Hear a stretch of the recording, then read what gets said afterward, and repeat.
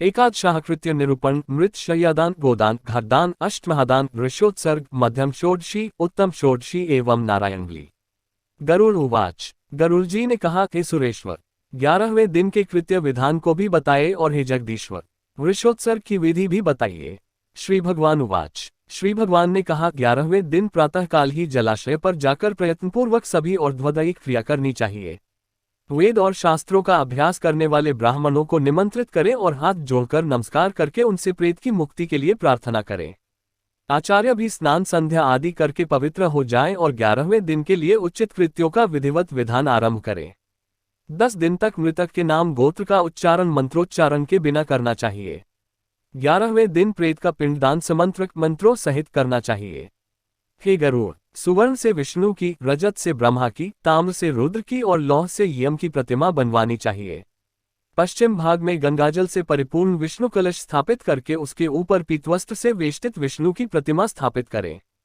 पूर्व दिशा में दूध और जल से भरा ब्रह्मकलश स्थापित करके उस पर श्वेत वस्त्र से वेष्टित ब्रह्मा की स्थापना करें। उत्तर की दिशा में मधु और घृत से परिपूर्ण रुद्रकुंभ की स्थापना करके रक्त वस्त्र वेष्टित श्री रुद्र की प्रतिमा को उस पर स्थापित करें। दक्षिण दिशा में इंद्रोदक वर्षा के जल से परिपूर्ण यमघट की स्थापना करें और काले वस्त्र से वेष्टित करके उस पर यम की प्रतिमा स्थापित करें। उनके मध्य में एक मंडल बनाकर उस पर पुत्रकुश से निर्मित कुशमयी प्रेत की प्रतिमा स्थापित करें और दक्षिणाभिमुख एवं अपसव्य होकर तर्पण करें। विष्णु, ब्रह्मा, शिव और धर्मराज यम का वेद मंत्रों से तर्पण करें। तब होम करने के अनंतर श्राद्ध और 10 घट आदि का दान करें। तदनंतर पितरों को तारने के लिए गोदान करें।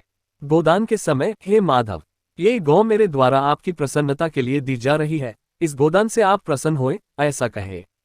प्रेत के द्वारा उपभुक्त आभूषण, वस्त्र, वाहन तथा घृत पूर्ण कांस्य पात्र, सप्तधान्य और प्रेत को प्रिय लगने वाली वस्तुएं एवं तिलादि अष्टमहादान जो अंतकाल में न किए जा सके हो, शैया के समीप रखकर शैया के साथ इन सब का भी दान करें।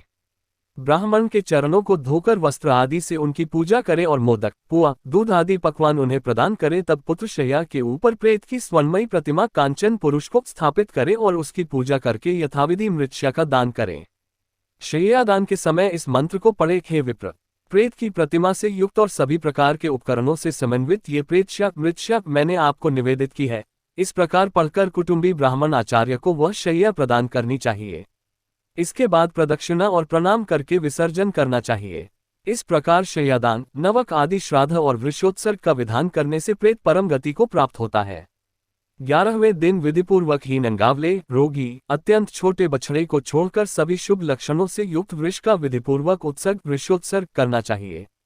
ब्राह्मण के उद्देश्य से लाल आंख वाले, पिंगल वर्ण वाले, लाल सींग, लाल गला और लाल खुर वाले, सफेद पेट तथा काली पीठ वाले वृषभ का उत्सर्जन करना चाहिए।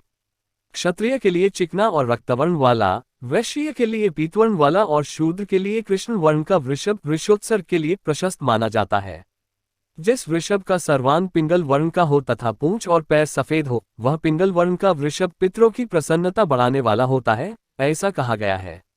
जिस वृषभ के पैर, मुख और पूंछ श्वेत हो तथा शेष शरीर लाख के समान वर्ण का हो, वह नीलवृष कहा जाता है। जो वृषभ रक्तवर्ण का हो तथा जिसका मुख और पूंछ पांडुर वर्ण का हो तथा खुर और सींग पिंगल वर्ण के हो, उसे रक्तनील वृष कहते हैं। जिस सांड के समस्त अंग एक रंग के हो तथा पूंछ व खुर पिंगल वर्ण का हो, उसे नीलपिंग कहा गया है, वह पूर्वजों का उद्धार करने वाला होता है।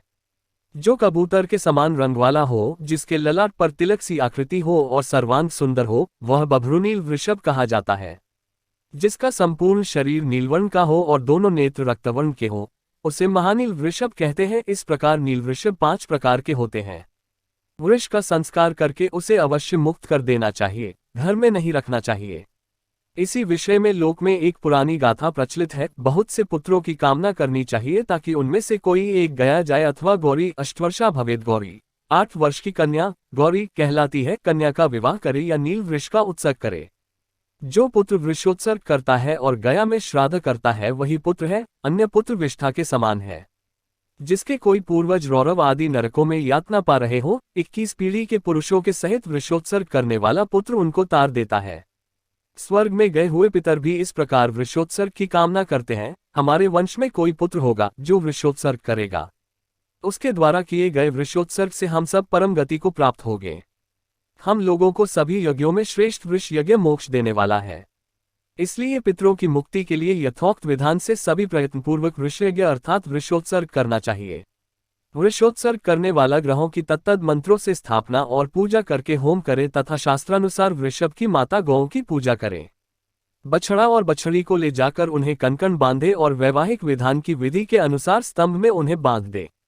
फिर बछड़ा और बछड़ी को रुद्रकुंभ के जल से स्नान कराए, गंध और माल्या से सम्यक पूजा करके उनकी प्रदक्षिणा करे। तदनंतर वृक्ष के दक्षिण भाग में त्रिशूल और वामपार्श्व में चक्र चिन्हित करे, तब उसे छोड़ते हुए हाथ जोड़कर पुत्र इस मंत्र को पढ़े।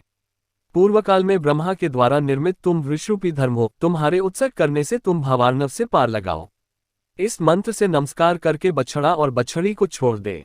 भगवान विष्णु ने कहा, इस प्रकार जो वृषोत्सर्ग करता है मैं सदा उसे वर प्रदान करता हूँ और प्रेत को मोक्ष प्रदान करता हूँ।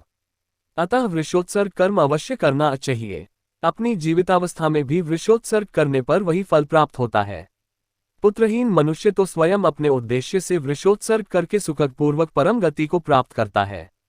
कार्तिक आदि शुभ महीनों में सूर्य के उत्तरायण होने पर शुक्ल पक्ष अथवा कृष्ण पक्ष की द्वादशी आदि तिथियों में, सूर्य चंद्र के ग्रहण काल में, पवित्र तीर्थ में, दोनों अयन संक्रांतियों मकर कर्क में और विषुवत संक्रांतियों मेष तुलक में वृषोत्सर्ग करना चाहिए।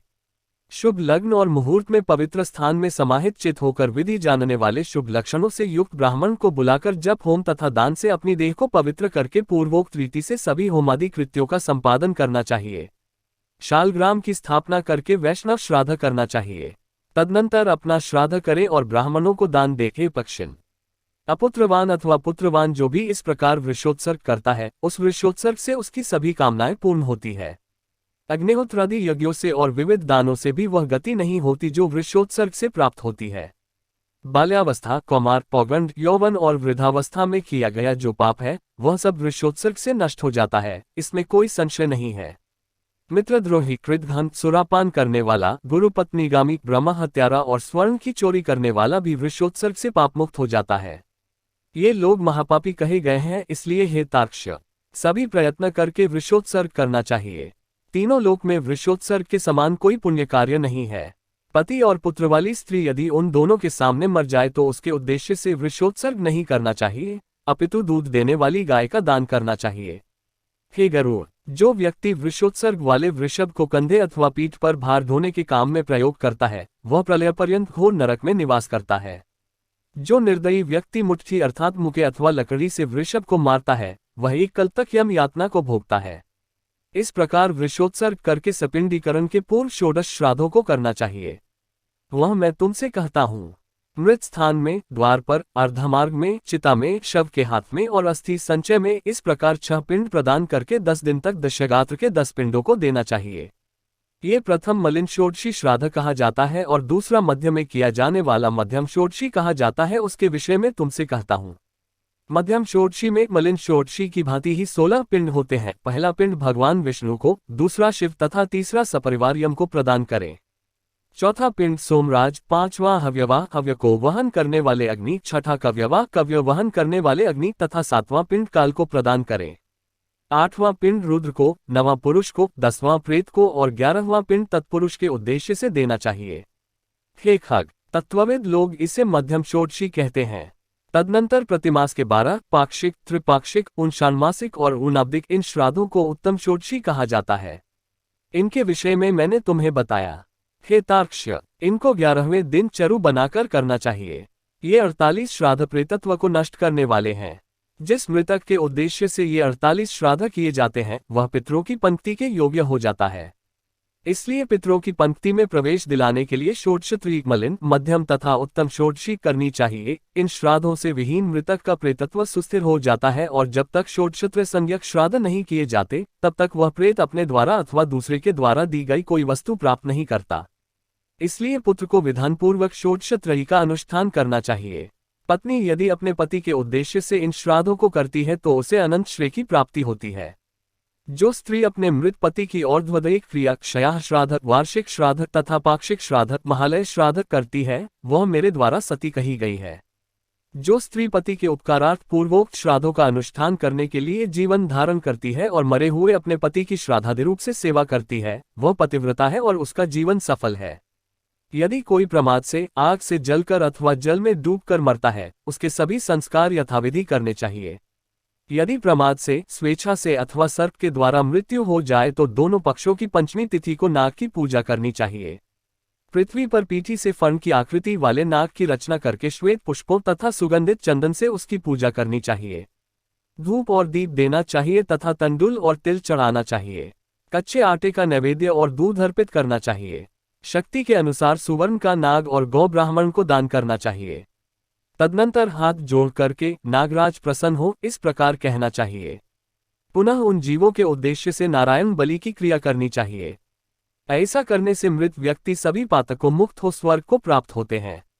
इस प्रकार संपूर्ण क्रिया करके 1 वर्ष तक अन्न और जल के सहित घट का दान करना चाहिए अथवा संख्यानुसार जल के सहित पिंडदान करना चाहिए।